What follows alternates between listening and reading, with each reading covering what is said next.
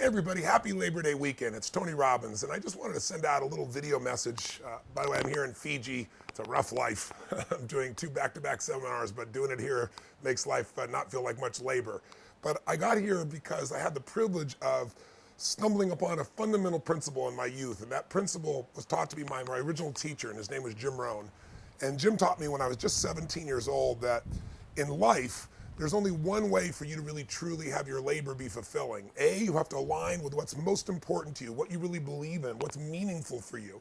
That if you settle for something less than that, while you might have to do it because you have to pay your bills, you can't ever give up pursuing what's going to make you feel most alive. Because ultimately, I really believe that probably the most sacred thing in our lives that we can give another human being besides our love is our labor. You think about it, your labor is your energy, it's your time, it's your emotion, it's your intellect, it's your spirit to some extent. And if you can find a way where what you do for a living activates that sense of what you're made for, then work is not work, whether you be in Fiji or whether you be in an environment that might seem less exciting and promising in the moment. And trust me, I worked in plenty of those too. But with the same level of excitement and passion, because I found what turns me on, that makes me feel alive, makes me feel like I'm doing something that's worthwhile. And on Labor Day, I think a lot of people, it's just a holiday to get away and take time off of labor. And my hope is to trigger you to think about how could you turn your labor into your love? I think it was Mark Twain who said, when your vocation becomes your vacation, that's when life becomes truly magnificent. And I'm privileged enough to have that, but I pursued it. And one of the secrets that I found, and I know you know this in your soul, is that we all know if you're going to be masterful at something, you don't show up as the best in the world at something. You don't show up in environments that you want to be in. You get there because you did things for thousands and thousands of hours. Most of you know the concept of mastery taking 10,000 hours. That's an arbitrary number, but I'm sure you've heard about it. You want to get really good at something, it's 10,000 hours, because when you do something enough, with enough intensity, enough intention to constantly get better, when your labor is your love, and where your labor is something you have to always get better at, then usually what happens is you get these insights that allow you to serve more. But I also think that labor, we're talking about this weekend, what makes people fulfilled by their labor is their motives for it. If your motive is just to make money or just to pay your bills or just to get rich or whatever you think that's going to be, those people never really are fulfilled even if they make the money. The most fulfilled human beings in my experience, and I've had the privilege of working with literally 4 million people from 125 countries now around the world, the people that are most alive, regardless of the economics, are people that have found something that they really feel the motive is more than just themselves. We all know what it feels like when you're trying to do for something for someone you love and you're not doing it as a trade, you're not trying to get something back, you're just doing it because it's what you're made for. And I always tell people motive does matter.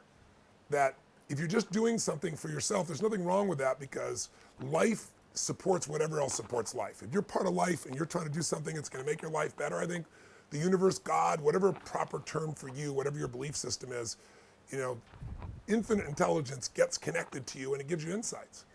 But I think if you're trying to serve more than yourself, more life than just you, when things support more of life shows up to support you.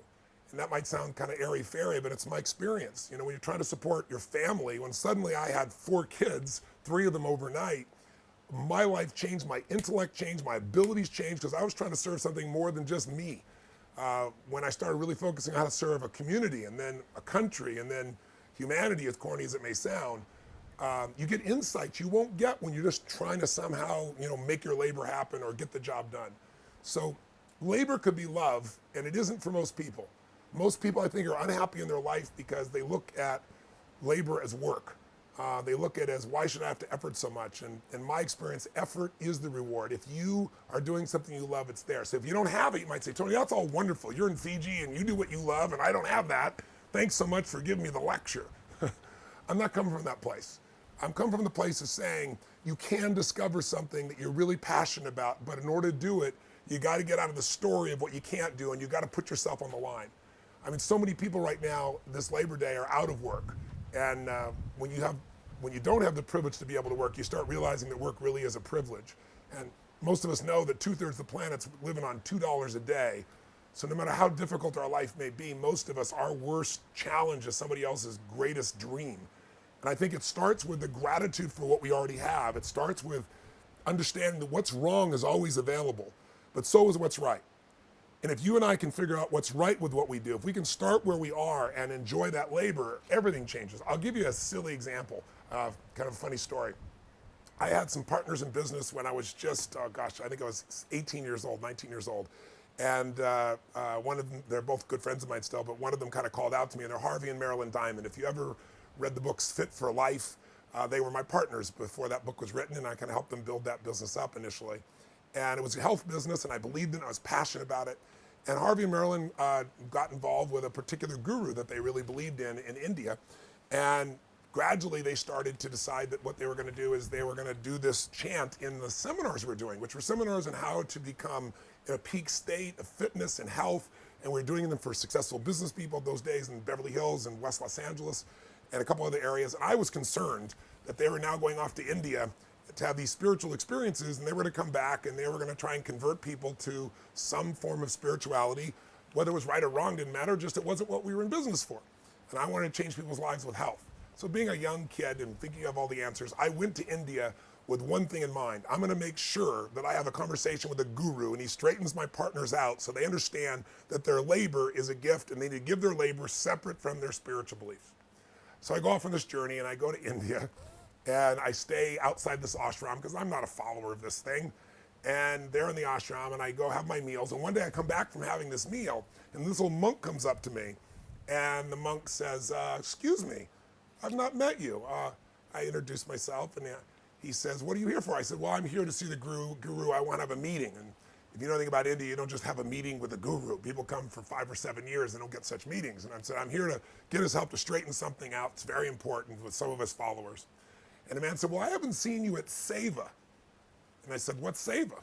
He said, well, Seva is where you come and volunteer your time to give work, to give labor to the guru. And I said, I'm not a follower of the guru, so I don't do Seva. He goes, yeah, but you're staying in the guru's place. I said, I'm paying to stay in the guru's place. He goes, it doesn't matter. You're eating the guru's food. I said, I'm paying for the guru's food. He goes, but here you have to pay and you must give labor. And you must volunteer 4 hours a day to Seva. I'm thinking, you gotta be kidding me. But after he left, he said, you should report to this place for your assignment. I'm thinking, there's no way I'm going to do this. But then I started to feel guilty. I see all these people, doctors and lawyers and moms and kids, and they're all working. And so finally I report for Seva. Thinking, all right, I'll get this out of the way. And so I show up for the Seva, I'll never forget, right, for my labor, remember? And the guy looks at me and goes, oh, big man, furniture mover. And I go, oh, no, I got a bad back, which was true, but I was exaggerating how bad it was at that moment just because I didn't want to do a bunch of heavy labor. And when I was growing up, I grew up very poor, and I'm the oldest of 3, and I had to do all the shopping, all the grocery shopping on my bicycle, come home, make the meal, and I was happy with all that. But then, right when you wanted to be done with your work and go watch sports or do something great, I had to wash the dishes. So I swore someday I will never do the labor of washing dishes. I will afford a dishwasher. I will find some way to not have to do dishes. I tell you this as a background because when I told him I couldn't be a furniture mover, he looks down and goes, oh, only one other job left, dishwashing. Now, dishwashing in India is a different labor than you might picture in your kitchen. And you're in this ashram and I report and there's these milk solids and yogurts on the floor and you're standing in your bare feet and you're taking these filthy dishes coming across, and it's 4 hours a day for 6 or 7 days. I'm telling you, I was so angry, I was so mad, I was mad at myself that I was there, and I was washing these dishes and upset, and plus I was a vegan, and I didn't like the fact there was milk on the floor. I was judgmental about everything. In the middle of all this stuff, after about an hour of being angry, I got tired of being angry, and some part of me kicked in and goes, damn, whatever you do, you're the best at it. Why don't you be the best damn dishwasher? So I started washing these dishes with a frenzy. I'm like, come on, guys, speed this thing up. And something magical happened. The thing that I thought was most disgusting and filled with labor and work became play. And I started to laugh at myself. And I thought, what an ego jerk you are to think that you're below washing some dishes. And then I got beyond my ego and jerk into, why not just enjoy whatever you do, and then when you do, all of a sudden it's not work anymore. And that was my great spiritual breakthrough. I eventually did meet with this guru and try to straighten him out, but he didn't think very much of an 18-year-old kid straightening him out. He laughed quite a bit. He did talk to my partners and said, I think you guys should just keep teaching what you're teaching, and Fit for Life went on to be one of the most successful books in history. But I can't claim credit for that. I was a part of that little piece. But I will tell you that if you can Get over what, if you can get yourself to love to do the stuff you hate to do, then there's no limit to the success you can have in your life. If you can take the things that you're afraid you'd have to do to succeed in your business or to succeed in your life or to succeed in your relationship, there are things everybody doesn't want to do. And the more focused you are on how you're not going to do that, the more life seems to bring those things up for you and makes them barriers. So maybe on Labor Day, maybe it's time to take something that you can't stand doing and say, you know, I'm going to do this for 2 hours. I'm going to find a way to love the hell out of it. And if you did, you might find a little breakthrough. You might find that if you're in the moment with anything and you tap into your ability to enjoy anything in life and you just focus on what you can give instead of what you can get, in that state of giving, work disappears. And doesn't matter if you're by the ocean or in the desert. It doesn't matter with whether people even thank you or not, honestly, as much as we all enjoy people's gratitude. When you've done something really well and you know it, doesn't matter what anybody else says. You know who you are. You know what you've become. You know what you've given. And in the end, even the people that seem to be selfish inside, we all are yearning for something more in ourselves. We're yearning to feel like our life matters. And I see people all the time, it makes me choke up, who are just working their tail off and they're just so focused on the work that they've forgotten that it's a gift they can give. Sometimes that gift is just their joy. Sometimes that gift is your attention. Sometimes that gift is a level of effort that's extraordinary. And I think one of the reasons I've been able to reach so many people is when people come to my events, if you can imagine, you know, most people won't sit for a 3-hour movie that somebody has, you know, spent $300 million on. And I take people for a weekend for 50 hours. I've got, you know, Oprah Winfrey there, who says I won't sit for 2 hours and ends up loving it and becoming a dear friend. And I've got a soccer mom from Germany on a headset translated for 50 hours. And they all come out of that going, most incredible experience of my life. It's because when I'm up there, it isn't labor, it's serving. If you can tap into that service, gosh, then I get choked up when I talk about it. It's what life's made for. Life's not about me, life's about we. You know that. Maybe on Labor Day, it's a good time to remember that labor is service and service is life. And then when we serve something more than ourselves, we feel more alive. So that's my 2-second rant. I'm an emotional guy, and it's an issue that I think most people are missing. And it's you see so many people out there without a job or jobs that are just completely unthanked. I think one of those jobs is all of the people, and the men and women in the armed services that are going out there working their tail off, giving their labor where their life is on the line for us.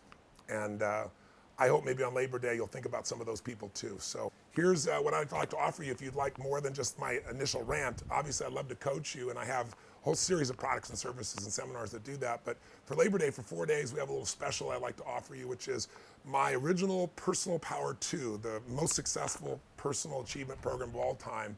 I'm very proud of it. It's a program that guides you, where you just do one little audio a day, and it guides you through creating all these changes in your life, your body, your emotions, your relationships, your finances. It's the most successful in history. I'm going to make that available to you if you'd like to just try it at no charge, just for the shipping. I'll send it to you for the shipping, and you keep it and try it for 30 days. And if you love it, keep it, and then we'll bill it to you. I think it's over 3 months. They'll have whatever the offer is there for you. But I want you to just try it. Just see if this could make a difference. Maybe it's time to move yourself strategically, not just be inspired, but strategically towards what matters more in your life right now. And if you decide to keep it, we won't bill you to them, but if we do, then you can tell us someone else you want us to send a second to as a gift, someone else who you think could be touched in the spirit of giving. And if you don't have somebody in particular, then I'd love to take the one, I'll put one in your name and send it to the Wounded Warriors organization that we work with, because there are a lot of men and women that have come back and they're in tough shape, and this type of work makes a difference. I'm still taking care of those people anyway, but I'll just add one more in your name if you decide you don't want to send this to a friend or a family member. So I hope this little message reminds you that Labor Day isn't just about going to the beach and having pizza and getting drunk or whatever we all do at different times. Nothing wrong with all those things, but maybe it's time to tap into the spirit of what you're made for. And if that touched you at all, then drop me a comment or two. And if not, and you think I'm a crazy idiot, I know you'll drop me a comment about that too. That's the nature of the internet today. So blessings to you, and I hope I have a chance, the privilege of meeting you sometime soon. My next event in the United States is coming up in November 1st, 2nd, 3rd, down in Orlando, Florida. Unleash the Power Within, last one I'm doing this year. If you'd like to come, love to see you there too, and you can reach out to our offices. Take care, blessings, live strong, and live with passion.